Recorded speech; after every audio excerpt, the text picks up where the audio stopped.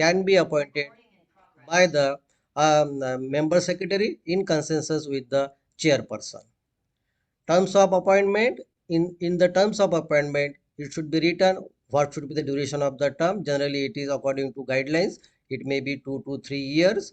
There should be policy for removal as well as frequency of meetings. This frequency of meeting depends on number of protocols received to the respective ethics committee. If more protocols are receiving, then ethics committee can take the meeting once in a month, or there is less number of protocol, they can go for one meeting once in a 2 to 3 months. Again, ethics committee can have the power to collect the processing fee for their review, and honorarium can be given to all ethics committee members as well as to the invited experts. As far as conditions of appointment of the ethics committee is concerned, if there is any conflict of interest, it should be declared at the start of the appointment, as well as all the members requires to maintain the confidentiality for the ethics committee. All the members should have time as well as interest and knowledge about the ethics, and all members are necessary to go to undergo the training, initial as well as routine training at least once in a year to fulfill the requirement of ethics committee. Now, coming to office bearers of the ethics committee, generally consist of chairperson as well as co-chairperson if required. Both persons should be outside of the institute, so that if the chairperson is absent for some meetings, co-chairperson can act as a chairperson. Same as with the member secretary, they can have a acting member secretary also. In absence of member secretary, acting member secretary can act as a member secretary along with the supporting staff and other ethics committee members. Now, coming to the defined roles of individual members. Now, main or primary role of the ethics committee is subject protection of all the patients with respect to their safety, rights as well as well-being of the subjects. Coming to chairperson roles and responsibility, the chairperson should be non-affiliated to the ethics committee. As far as qualification of chairperson is concerned, according to ICMR guidelines, he should be the respected person from any background and should have experience of serving in any ethics committee. As far as responsibilities are concerned, he is the main person of the ethics committee, and main responsibility lies to conduct the ethics committee meeting and be accountable for independent as well as efficient functioning of the ethics committee. He also ensures the active participation of all members, especially legal expert, layperson, and social scientist. Also seek the conflict of interest declaration from all the members before the start of the meeting, as well as ensure the quorum and fair decision making in all protocol decisions. He also helps to reach the consensus as well as ratify the minutes of meeting of every ethics committee meeting. And most of the time, he is the signing authority if there is any correspondence is to be made to the DCGI. All the correspondence from DCGI also comes with the name of the chairperson. And main important function of this chairperson is handle the complaint against all the ethics committee member as well as principal investigator if it comes from any person, whether it is other members as well as subject or the patients. Coming to the member secretary, he should be the affiliated person from the same institute where ethics committee is situated. As far as qualification of member secretary is concerned, he should be from within the institute as well as he should have knowledge as well as experience in research and ethics. Responsibilities are mainly to schedule the ethics committee meeting, prepare the agenda as well as minutes of meeting once it is over, and organize an effective and efficient procedure for receiving, preparing, circulating as well as maintaining the each proposal for the review. Member secretary ensures the ethics committee standard operating procedure is updated at least once or in a 2-year duration and adherence of EC functioning to the standard operating procedure. He also ensures the training of EC members as the initial as well as ongoing. He is responsible for overall administration of ethics committee as well as record keeping and assess the need for expedited review as well as exemption from the review. And most important responsibility of the member secretary is prepare for and respond to audit as well as inspection done by the DCGI. Coming to the clinician, this person may be affiliated or may not be affiliated to the institute where the EC is situated. Qualification of this clinician should be his recognized medical qualification along with the training in good clinical practice. Responsibilities are concerned mainly provide the medical inputs on the protocol, inform consent form as well as other documents, and he is responsible to see the design as well as methodology of the protocol and scientific review as well as standard of care, whether all the patients are receiving standard of care. If there is a use of placebo, this clinician is responsible to ask the justification for the placebo use, and most important function of this clinician is to take risk benefit analysis. If the risk is high, then we can reject the protocol. If the benefit is more, you can give the approval. Sometimes there may be a age group issue, so it is the responsibility of the clinician. If suppose if it is a rheumatoid arthritis protocol where it is mostly common about 30 and 35 years, if the inclusion criteria says age group between 5 to 70, then it is the responsibility of the clinician to say that no, it should be more than 30. Then along with this responsibility, he is responsible for PI qualification, medical care management of the subject in that trial, along with compensation and investigator brochure in detail. He also responsible to see in detail regarding inclusion as well as exclusion criteria of the protocol and which concomitant medications are receiving and which are the medications that had been prohibited in the protocol. And lastly, to take the clinical judgment of the trial whether it is feasible in the setting or not. According to guidelines, clinicians should have postgraduate degree. Then coming to the basic medical scientist, again he may be affiliated or non-affiliated person. Qualification is medical or non-medical with qualification in at least in basic sciences. As far as responsibilities are concerned, gives the input on the scientific as well as ethical aspects of the study. And main purpose of this basic medical scientist to go into the detail of the investigator brochure, whether it is animal experiments, what are the findings in animal studies, whether it is phase 1, 2 or 3, go into all the details and to see preclinical data and whether protocol adequately addresses the issue of all this matter or not. Suppose in preclinical study it has been found that in preclinical data there is a depression to the animals, then it is the responsibility of the basic medical scientist that depressive patient should not be included in the phase 2, 3 or 4 clinical trials. Again, this basic medical scientist is responsible to go ahead with the safety of the drug, risk benefit analysis, pharmacodynamics as well as pharmacokinetics of the drug, along with design, methodology and statistics of the protocol. And lastly, whether there is any adverse effects, so that adverse effects should be reported within the specific time period, whether it is 24 hours or 14 years. So, and again, this basic medical scientist should have postgraduate degree. So, this is the form of reviewer which is to be given to clinician as well as basic medical scientist, and it's the responsibility of both this person to go ahead with the risk benefit ratio along with inclusion and exclusion criteria. If there is a vulnerable subject, it's the responsibility of both these persons whether adequate safeguard measurements had been taken in the protocol or not. Coming to the next person is the legal expert. He may be affiliated or non-affiliated. Qualification is basic degree in the law with experience. Main responsibilities are to go ahead with the details of the clinical trial agreement, especially what are the parties involved, scope of the agreement, responsibilities of the various parties along with payment details.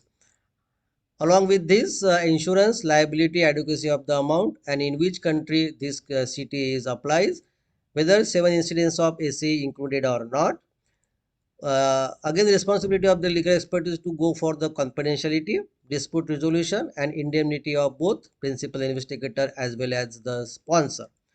He should be responsible for updation with the regulatory requirements and if there is any notification from the DCGI, as the other persons are not oriented with the notification, the responsibility of the legal expert to explain all the notification to all members in a detail with smooth language. This is again the checklist for the lawyers, which is the responsibility of the lawyer to know whether it is up to the mark, countries for which the policy covers, as well as liability per person and total mention amount. Again, indemnity, whether is the investigator covered or not, along with the sponsor. So social scientists or the NGO qualification is mainly social, behavioral sciences or philosophy or religious qualification, and he should know the local cultural as well as moral values. Main responsibilities are ethical review of the proposal with respect to the community perspective, and main responsibility is to go ahead into the detail of the informed consent process, which includes patient information sheet and informed consent form. Along with this, translation, back translation, compensation is given to the patients or not. At the end of the trial, there should not be any discomfort to the subject. Whether the number of blood sample is more, if it is a 350 ml and if it is a terminal ill patient, then at least hemoglobin level should be more than 10. Otherwise, it becomes very difficult for the subjects to go ahead with the 350 ml of blood. It's the responsibility of social scientists as well as the lay person. And if there is any postal access to the involved community, it is always very, very good. Lastly, the lay person, he may be non-affiliated person. Qualification of the lay person is according to ICMR guidelines, he should be literate, no science career in the last 5 years, he should know the local language, cultural as well as moral values, and he should be involved in the community activities. Responsibility is same as with the social person, just like informed consent, look into the informed consent process, trial procedure, post-trial access, compensation, confidentiality, and there should not be any exploitation of the subject. And lastly, if there is a diary for the subject, it should be in a simple word. So it is the responsibility of the layperson to go into the detail of the informed consent process as well as subject diary. This is the checklist for the social worker as well as the layperson, and it's the responsibility of these two persons to go ahead with the compensation, whether a statement is voluntary or not, whether they are receiving compensation for traveling allowance. All these should be taken into consideration during the checklist. So last part of my presentation, elements of review of any protocol. Main responsibility is to go ahead with the risk benefit assessment, and this band can be assessed. First we will go with the how to assess the risk. Risk may be a physical harm. When you are withdrawing the any blood sample from the patient, he may be having physical harm. If there is any breach of confidentiality, it may consider as a psychological harm. And every time when the patient is coming to the hospital, he may be accompanied for with him 2 or 3 persons. So he may be having financial harm also. Again, risk may be associated with the receiving no treatment at all, or sometimes there may be additional study procedure. Sometimes there may be washout period for the trial as well as dose escalation. If there are two or three groups, one group may be receiving 5 milligram of drug, another group may be receiving 10 milligram, third group may be receiving 20 milligram. The group which is receiving 30 milligram may be having at higher risk than the group receiving the 5 milligram.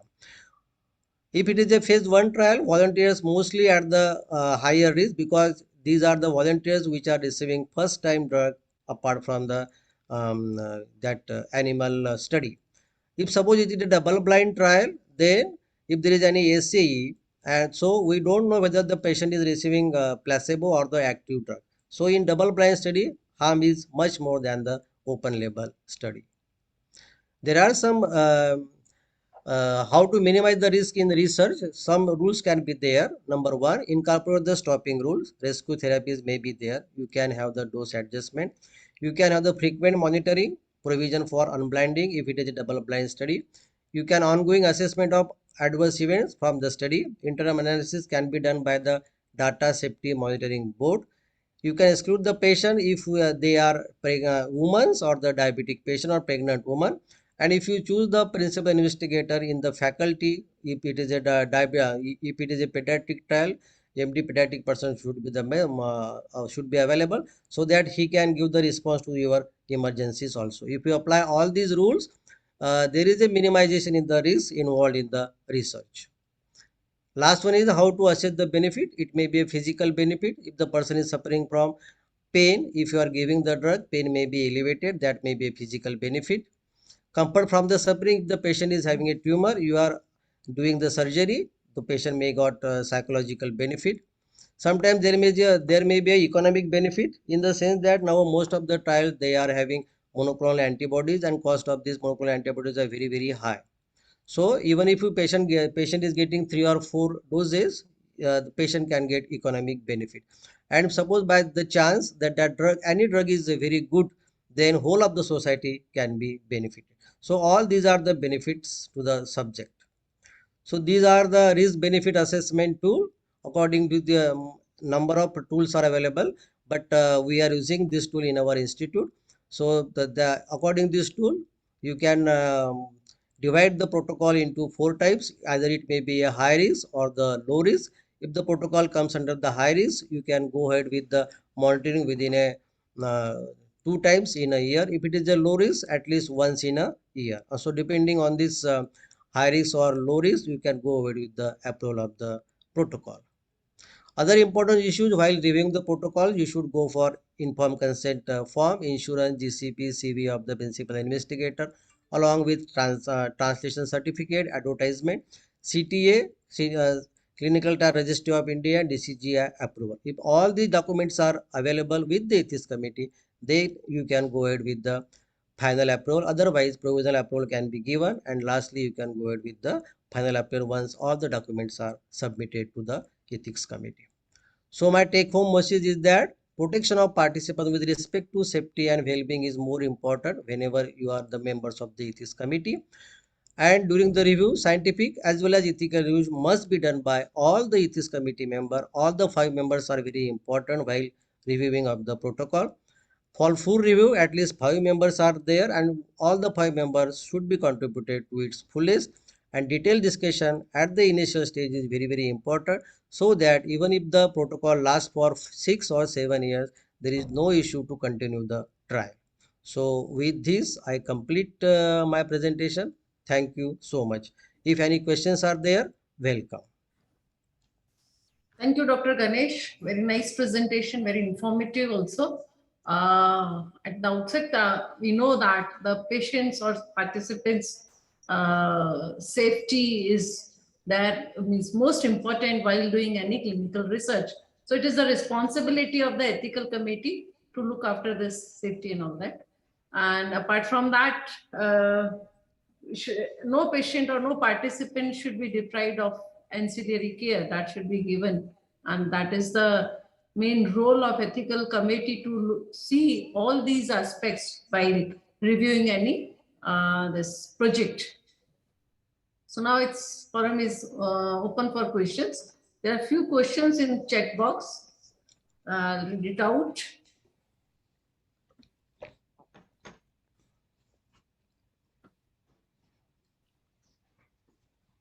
First is from Dr. Pramod. Please, sir, brief some special role or responsibility of pharmacologist in ethical committee. As far as a pharmacologist is concerned, he is considered as a basic medical scientist. So main role of the pharmacologist in ethics committee is to go into the detail of the information by investigator brochure. And in the investigator brochure, there may be a preclinical studies. If it is a phase 4 trial, before that, phase 1, 2, 3 data will be in the investigator brochure. And depending on safety and efficacy of that drug, it is the responsibility of the basic medical scientist to advise to the chairperson as well as other ethics committee member whether the drug is safety or not, and depending on that they can go ahead with the approval of the trial. Thank you, sir. So another question is from Dr. Naveen. He is asking list of types of research studies which may be waived off by the IC. What, madam? List of types of research studies which may be waived off by the IEC.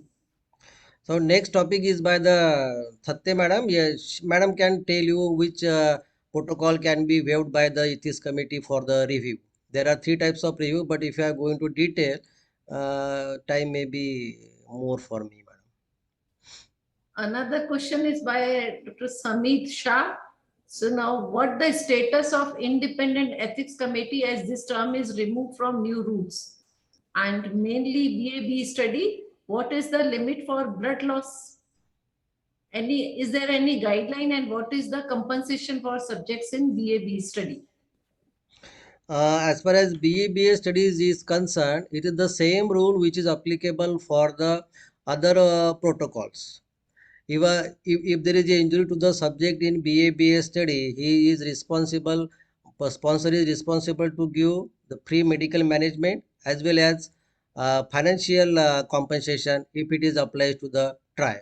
So there is no difference between BA based and other studies as far as compensation is concerned. So another question is, Dr. Adhyaksha, what is the CV of PI? So What simple. is CV of CV of PI. CV means curriculum vitae of the Idea principal of that. investigator Right. regarding qualification and experience of that principal investigator, as the principal investigator is the main person at the site, and he is responsible for every decision, medical decision or taken at the site of the trial. So he is very important person. So I think we are running short of time. So Yes, ma'am. I think we'll discontinue this question answers. If time will permit, we'll ask another.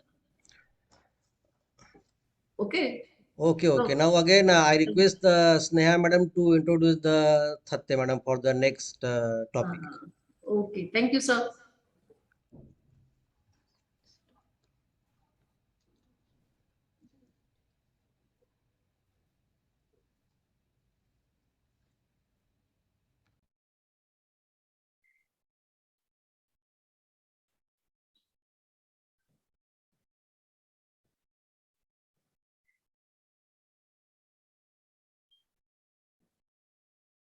So, welcome, ma'am.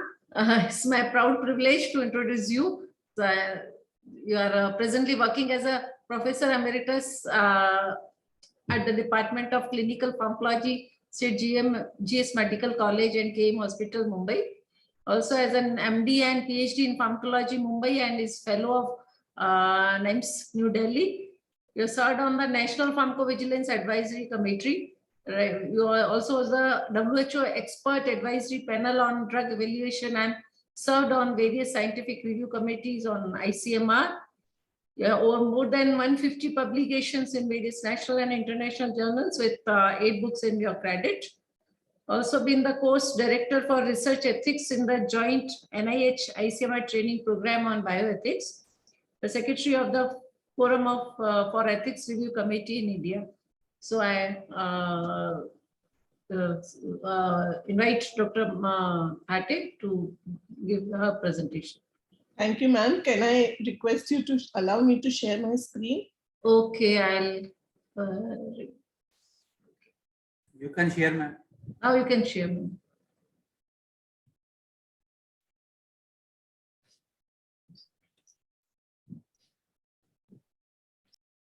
You can start, ma'am, now.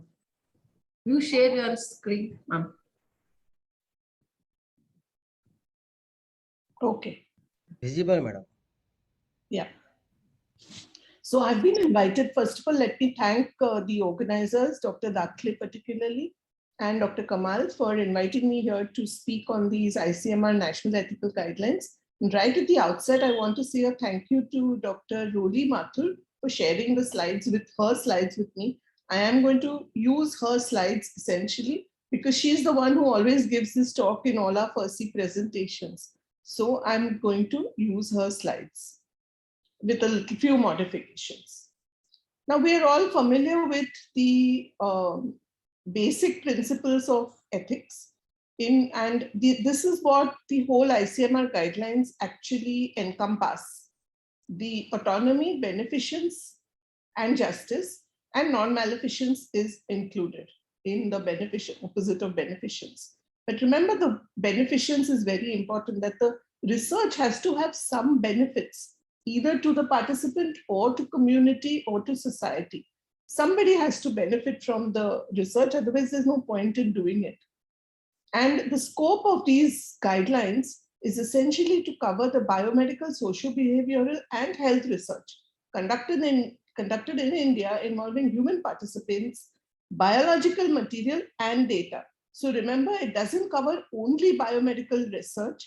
It also includes socio-behavioral and health research, and it also includes biological material and data. And in fact, there is a separate section on biological material and data. And I would request anybody who's doing research in this to look at this guideline, look at this particular section. Now it's divided into 12 sections. The humanitarian emergencies disaster section was written before 2017. They released these guidelines, and it was therefore much before the COVID strike struck. And therefore, in this year, I think it was 2019 or thereabouts, that the COVID guidelines, the guidelines for research during COVID was introduced by ICMR. There are several sections, 12 sections as I mentioned, in which a number are new. Responsible conduct of research is a whole new chapter on RCR. There is a whole chapter only on informed consent, vulnerability, public health research, social and behavioral sciences, and as I mentioned to you, biological materials and biobanking, and data sets, and humanitarian emergencies. Now, the general ethical issues are divided into benefit risk assessment, privacy and confidentiality, distributive justice, payment for participation, compensation for research-related harm, conflict of interest, community engagement, post-research access, which is very important because even the NDCT rules mention about post-research access, storage of biological materials, collaboration in research, and public health and social behavioral research, as well as role of agencies, sponsors, and governments in research and biosafety in laboratories and hospitals. Now, Dr. Dakle has already mentioned this aspect of benefit risk assessment. I'll just give you a little introduction to it. We talk about benefit, it is the favorable outcome, and it could be to the individual, to the community, or to the society, but one has to look for it, and one has to be convinced that this benefit exists. The risk is the possibility of discomfort or harm, and it could be not only physical, which is the one that we always look at, but also look for psychological or social harms and economic or legal harms. And then there are, of course, this particular ICMR guideline classifies risks into less than minimal risk or minimal risk, minor increase over minimal risk or low risk, and more than minimal risk or high risk. And then you have to do the benefit risk assessment. All of us have to do it. The researchers must do it, sponsors must do it, and the ethics committee must do it to maximize the benefits and minimize the risk. And the ethics committee has to assess the inherent and altered. So you have to continuously do this benefit risk ratio, you know. Don't say that you'll do it only at the beginning and then forget about it. As the essays come in, as the reports of the adverse events come in, the continuing reports come in, when you actually monitor the sites, keep assessing for altered risks benefit assessment. The next point, next aspect that is described is the privacy. Privacy is, remember, there's a difference between privacy and confidentiality. And privacy is about the patient, the right to control, the right to control what information can be collected, stored, and shared, while confidentiality is the obligation of the researcher to safeguard from unauthorized use, disclosure, modification, or loss. And it is absolutely and completely the responsibility of the investigator to maintain this confidentiality. And privacy is what the patient feels. So you have to respect his privacy, his or her privacy. You have to explain the limits and obtain consent for publication of identifying information if you're going to publish any. And highly sensitive with scope for stigmatization, discrimination, violence. You remember this also, that loss of confidentiality can lead to violence, domestic violence particularly. Confidentiality of research data and publications and relevant disclosures to the public health authorities. Payment for participation is also something that the ethics committee must look at. How much is being paid to the participant for taking part in this research? There should be no undue inducement. When we say undue inducement, we actually mean that the participant should not be paid so much that he doesn't look at the risks at all.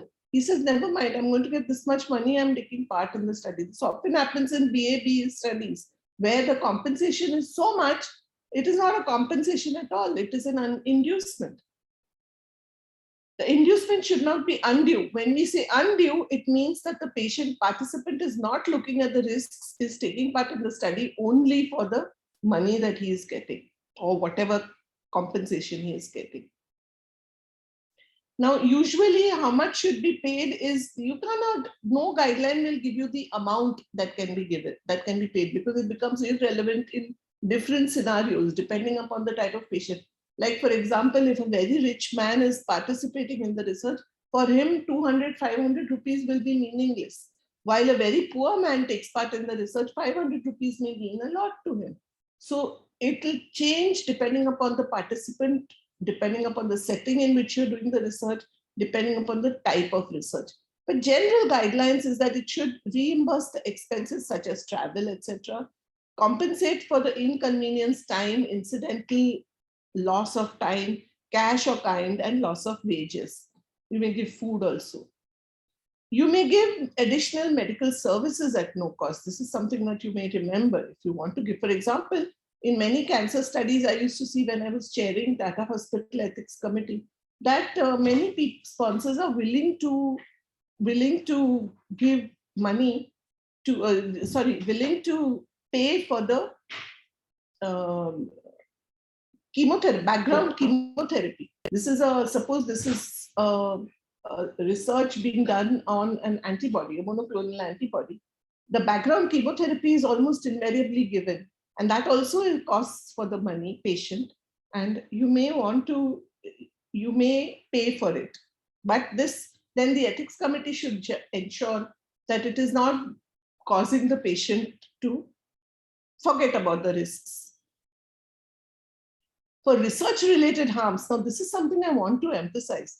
This is the ICMR guidelines, and we're not talking about regulatory studies, which is very clearly defined and very well written, and all sponsors are willing to pay for it. But when we're doing academic studies also, the ICMR is pretty clear, the guideline, that you must give compensation for research-related injury. And in case of death, the dependents are entitled. The reports should come within 24 hours of occurrence, and the EC should determine the relativeness and compensation that is due. So remember, the responsibility is on the ethics committee, and every investigator should be encouraged to have a fund. Now, in fact, ICMR itself funds for insurance in case you want to generate an insurance for an academic clinical trial. So please remember this, that it is not only the regulatory studies, it is also the academic studies which you should consider for research-related injuries. Dr. Dakle mentioned conflict of interest. It is a set of conditions where professional judgment concerning the primary interest, like the participant's welfare or validity of research, is unduly influenced by secondary interest. For example, either non-financial, like personal, academic, or political, or financial gains, that is, the person is actually making money out of this research. So for example, the institutions should develop and implement policies and procedures and educate the staff, and researchers should disclose to the ethics committee. The EC should evaluate these disclosed interests and ensure what measures to take to handle these conflicts of interest. Incidentally, if you're a member of the EC, you should also declare your conflict of interest. Community engagement and distributive justice. If there are individuals or communities are selected in such a way that the burdens and benefits, make sure that the burdens are equitably distributed with the benefits. economically or socially disadvantaged or anybody with disability should not be used to benefit others who are better off. And the community should be meaningfully engaged before, during, and after culturally sensitive issues and ensure responsiveness. Then we come to the chapter on responsible conduct of research. Responsibility, sensitivity, and mentoring of a scientist as a responsible member of society is very important. And accordingly, there should be institutional policies, SOPs, conflict of interest and monitoring, conflict of interest declaration and monitoring. It should apply, RCR should apply in data acquisition, management, sharing, ownership, reviewing, reporting, research, authorship as per ICMJE. Peer review can be done, encouraged. Misconduct and policies should be there to handle misconduct also. Institutional policies and collaborative research, communication between EC, exchange of biological material, joint policies, MOUs, etc.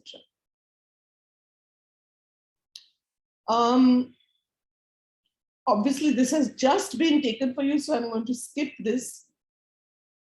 In elements of an informed consent process, statement methods, I think this everybody knows. Essentially, a meaningful informed consent consists of information disclosure, comprehension, voluntariness, and competence. It could be electronic consent, where because of social distancing, or you could have some alternative procedures. You could use technology and interactive formats. Documentation can be electronic, audio, or video. And challenging and practical difficulties because of isolation, quarantine, COVID board, etc. This did cause a lot of problems in when people were doing research during COVID times. I remember we were doing a study in COVID. The consent was a very difficult thing because even taking out the document, the informed consent document, and the monitoring by ethics committee or the monitor were very difficult. And anyway, then we have to develop newer methods of this because the consent is absolutely mandatory. If the research cannot be practically carried out and it is scientifically justified, then you can give a waiver of consent. For example, a retrospective or de-identified anonymized research, public health or surveillance program evaluation or data in the publication domain, humanitarian emergencies or disasters when it is impossible sometimes to get approval, or emergency when participant and LAR are not in a position to consent, it can be taken later with EC approval. EC is the most important, and they will have to review this and give you a waiver of consent. Who is vulnerable? So many people are vulnerable, including healthcare workers, because they are themselves under some kind of a, they have to participate, they feel, because if they say no, then they will be, there will be actions against them or whatever. COVID patients, children, psychological stressed individuals, migrant workers, elderly, so many, everybody becomes vulnerable in a way, But those who are relatively or absolutely incapable of protecting their own interests are those who are called vulnerable. And others may be responsible to protect them. But they also have a right to be included in a study. Because if you don't include, for example, if you don't include pregnant women or elderly people, then how will we develop drugs for them? These are the people who may need medicines. So you will have to use them in research. Clinical trials, regulatory clinical trials have to be done according to the new NDCT rules. And the rest of it is the same. But remember, we at least insist on GCP training in when you're doing clinical trials. Remember, trying to avoid therapeutic misconception. I think Dr. Dakle mentioned to you about the requirement for qualifications of the PI. the site facilities, the ethics committee and regulatory approval, and so on. Then there is a section on public health and socio-behavioral research, in which there are a few concepts which are new: group consent, qualitative research, individual versus societal consent, community consent, and sharing of data. And I would suggest that if you are planning any kind of public health or socio-behavioral research, do go through these sections. There is a section on human genetics testing and research, which covers general ethical concerns, including genetic technology and predictive genetic testing, consanguinity, conflict of interest, vulnerability, fetal autopsy or adoption, qualitative assurance and training, history and pedigree, screening and counseling, and several newer techniques are also mentioned. Ethical, legal, and social issues require continuous monitoring of the research. The important section on biobanking and data sets describes transfer of biospecimens, describes benefit sharing and ownership, governance of the biobank. Then it describes what is the definition of anonymous, what is the definition of anonymized, and what is the definition of linked. Informed consent could be defined as blanket or broad consent, tiered consent or delayed consent and reconsent, specific and dynamic consent, withdrawal of consent or destruction of sample, and waiver of consent, which I already mentioned to you.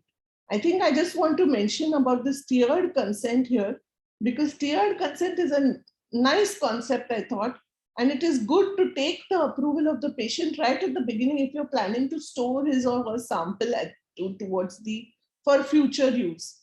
Take permission. Can we use this sample for other research?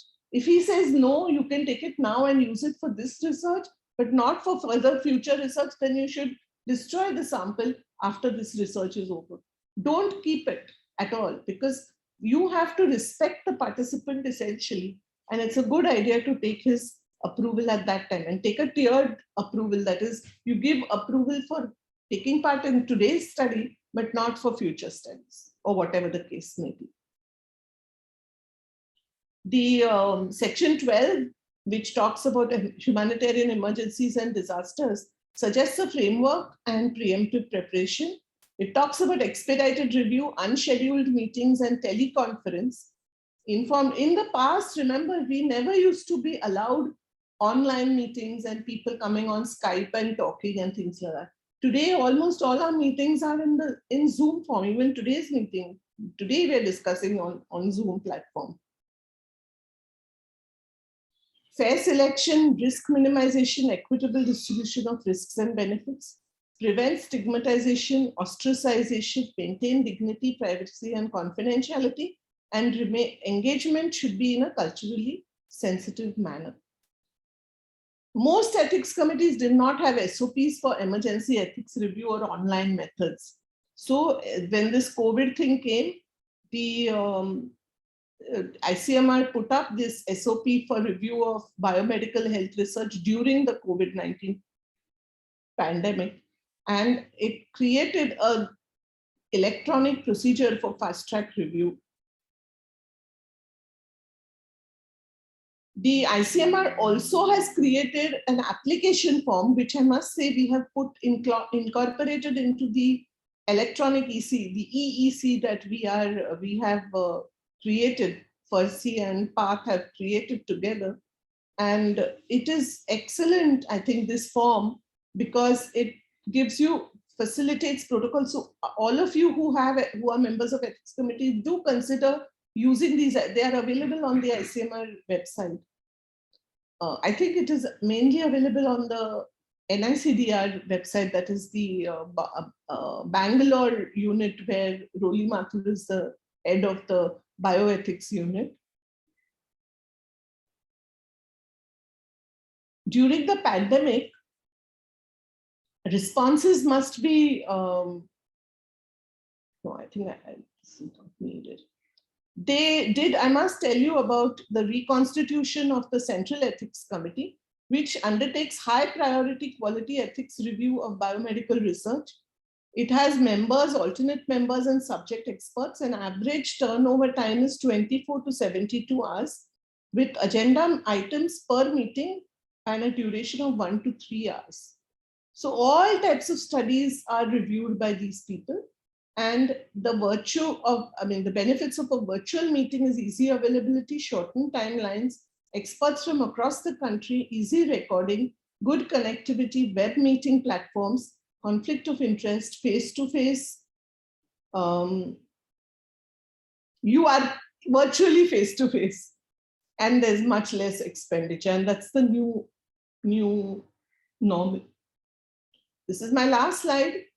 The ICMR guidelines have been downloaded by multiple countries. Of course, India tops the list, but almost, I think, it's the only ethical guidelines from a developing country recognized by the US OHRP. It's a proud moment for all of us. And I guess you are familiar, and Dr. Dakli also mentioned, you should go to this naitik.gov.in for the registration of your ethics committee. As per the law now, you have all got to be registered, irrespective of whether you're doing regulatory studies or not. If you're doing regulatory studies, you have to be also registered with the CDSCO. But even if not, as per the NDCT law rules of 2019, you have to be registered with the DHR. Thank you. And as I mentioned, Roli Mathur is the one to be thanked from the ICMR Bioethics Unit, and I thank her a lot.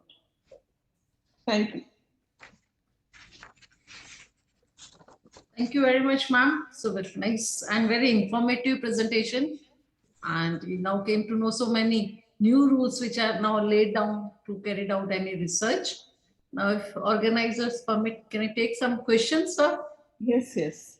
I don't know. Do we have time? I am asking organizers. We have time. 5, 10, 3, 4 questions we can take, sir. Yes, madam, you can go ahead for 10 minutes. Okay.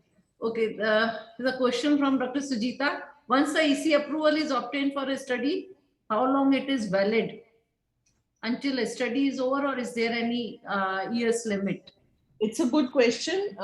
This depends upon the SOP of that ethics committee. You can decide you want to approve it only for 1 year, or you can decide it will be approved for the whole course duration of the study. That depends on your ethics committee, and it depends on your SOP. Usually, madam, we have to mention the duration of the study, and they say till the end of the time duration is also mentioned in your protocol. So yes. I think that approval is for that period. It is not necessary. You can approve it only for 1 year. Okay. That the patient, the person investigator has to give you back the. That's what we had done in KEM. You know. Okay. We used to approve for 1 year. And then we discovered that every year we used to have to send remindery notes to everybody to renew their approvals. They were not renewing it by themselves. So then we decided that we will give the approval for the whole year, for the whole duration of the study. But when they don't, we also say that if they do not submit their annual reviews, then we will review the study and we may monitor it, or we may revoke permission. Very right. How another question from Dr. Samiksha: in how many ethics committee you can become member? Sorry, I didn't understand this question. In how many ethics committee you can become member? Oh, how many ethics committees can you? There is no number written. It depends on your availability and your time. You should be able to give yourself properly. You know, you should be able to do your work properly, and if you're able to do the work, you can be a member of. And also remember the potential conflict of interests, that if you are a member of 2-3 ethics committees, and if you have institutional research projects going on, for example, I was a member of the KEM ethics committee, and I was also a member of the chair actually at the IIT Bombay ethics committee. Then there was one project which came from the IIT Bombay research, which was to be done in collaboration with KEM. I recused myself from that because I felt that I was having a potential conflict of interest at that time. In fact, one of the members of my ethics committee requested me to recuse myself from that because of this. So it is. So I think that's the only issue. I don't think there is a limit. There is no limit. You can be a member of 20 ethics committees if you have the time. And if you're going to do only that, you can do that also. You can only be a member of ethics committees. But I think if you're a working person, this is not a good way of earning money, because I don't think anybody really pays you. At least nobody pays me that much to sustain myself only on working in ethics committees. So you you'll be working somewhere else. So you won't have that much time to be on so many ethics committees. So you have to be honest to yourself and give the time to review the protocols. You have to justify your presence while reviewing any protocol. That is the main. Especially if you're a pharmacologist, because Really. it does lie on the pharmacologist. Right. Somebody asked Dr. Dakle about this responsibility, and I would say that the maximum responsibility is with the pharmacologist. Very true, ma'am. Another question is, can student in a medical education research project be considered vulnerable population? Will it be less than minimum risk or low risk? No. The risk will depend upon the type of research, but the participant will be a vulnerable because he is a student. And in fact, in our department, we had made an SOP where we would not take a participant who would be a student under us. An undergraduate student is not working with us, so he could be a researcher, because we do not teach undergraduate students. We are not concerned about their marks. As a department of clinical pharmacology, a super specialty department, we don't come into contact with undergraduate students. So we had allowed ourselves to use if they wanted to participate in our research. But we don't encourage this as a general rule in an ethics committee, from an ethics committee point of view, because yes, they are definitely vulnerable. Because they feel they cannot say no. Yes. I don't have access just now. Others have shared, I can't remember. But one of my colleagues had done a research on this.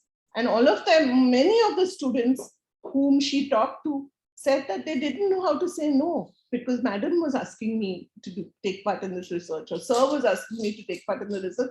How do you say no to somebody like that? So but no, if you can't say no, then you don't have a choice. And that means you are a vulnerable person. no, but now during this digitalization, you have a Google form and we have anonymous.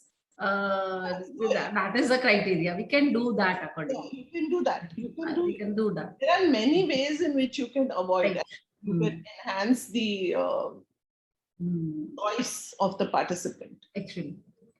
Another very interesting question. In an academic study comparing pharmacogenetics testing based selection of medicine and approved drug class for a disease versus physician choice based selection of medicine, it's a very lengthy question, of medicine from same drug class, though randomization patient to one of the two groups, are compensation rule applicable the same way as a clinical trial? Yes. That's what I said very clearly, that ICMR, and the law has told us that to follow ICMR guidelines for academic clinical trials. And even if this is an academic clinical trial, you must follow the law. And the law says that you have to compensate if there is a research-related injury. So it's important to define what is research-related and to identify it, and which is where the ethics committee's expertise. And again, I highlight, a pharmacologist is very important in this role. The ethics committee's role as identifying SAEs being related or not is something very important for a pharmacologist to be able to do. So I think, yes, it is applicable. It will be the same rules will be applicable, and you will have to follow them. So it's the last question. In case of investigator-initiated studies done in department, are compensation rules applicable, and yes, who provide the compensation? Very good question, and I answered. You will have to fund this. Somehow or the other, you will have to fund it. So either you fund it through, you save money from your other money, the grants which you have received, and you save money from that and then use it for these kind of studies. or you take money from your institutional funds. Institutional funds are there. They give research societies and staff societies. These societies definitely provide some small amounts they give you. And so all this for travel, food, and in case of SCE also, everything, the rules are the same. For thesis projects also, the rules are the same. That is the next part of his question. Yeah. So it does involve. So I think we should just one thing. I think this other question which was asked earlier, Dr. Naveen Kumar, I think, in the list of research studies of which Dr. Dakle didn't answer, when he said I will answer. So I think yes, it is, if it is in the public domain, data is in the public domain, or if the risk is less than minimum, then it becomes exempt from review, and the ethics committee is allowed to waive review. So you will have exempt from review, that categorization. So yes, you want me to list it. So for example, if you do a public domain thing, CTRI can be waived off, like you taking it, you know, the list of research studies which are registered in CTRI, and you're going to do it. Or you can even do the list of ethics committees which are registered and look at study that. So these are types of research. Or if you want to do a research on, CTRI is a classic example, clinicaltrials.gov. Any of these publicly available domains, if you're doing research on them, then you can do any public, what do you call them, list of journals also, which are available. And if the, for example, you're doing research on studies which are published in those journals, but they're already published, so they're not new, so they are also exempt from review. But you will have to apply to your ethics committee and get an exemption from review. Please don't take the decision yourself. You can't do that. Right. And you will not get a retrospective exempt from review. You will have to ask the ethics committee, and then they usually have some kind of a SOP which defines how you will Apply for. exempt, which will be exempt. Yes. And then they will issue you a letter saying that you are exempt from review. Oh my, there are so many more. What is the role of an alternative member secretary in IAC for an IC? This is the last question. Yeah, so alternate member secretary is just in case your member secretary has to go on leave and cannot attend that particular meeting, then that person is like works as an alternate secretary, will be an alternate member. Only thing is that you have this person pre-decided and defined as an alternate member only because he or she will not attend all things regularly, only attend in the case of the absence of the main person. So I think ma'am has answered all the queries. Thank you very much, ma'am, for explaining all these queries. Over to organizers. Now we are towards the end of the today's session. I am very thankful to Dr. Honorable Thatte Madam for her excellent presentation and question and answer session, as well as the moderator Dr. Sneha Ambawani Madam, Badiyal Sir and Acharya Chetan Sir. Lastly, my sincere thanks to all participants for their active participation and patience hearing. With this, now I declare that today's session is over, and I wish happy Holi to all the participants, and we will meet again for the last session on 24th March at 3 p.m. Thank you all. Thank you very much, sir. Happy Holi. I wish you happy Holi to all. Thank you. Thank you, madam. Please, sir. Yes, madam. Yes. Okay. Thank you, sir. Thank you.